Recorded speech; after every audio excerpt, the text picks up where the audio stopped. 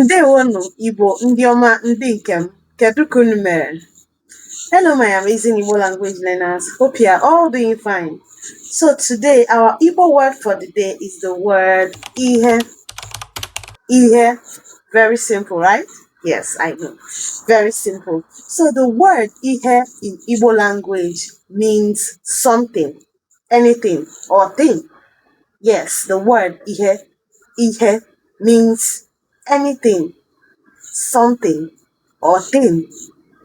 It can be abstract, emotions, or anything, just anything. Let's see an example. An example. Obu ihe ọma. It is a good thing. Amaghị m ihe na-eme m tata. I don't know the thing that is happening to me today. Talking about the way you are feeling.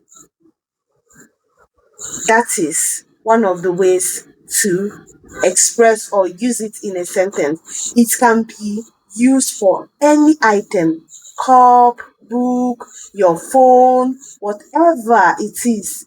The way you are feeling, it can be used for anything at all. So I hope you've learned something new today. Remember, our word for today is ihe, which means something, anything, or thing.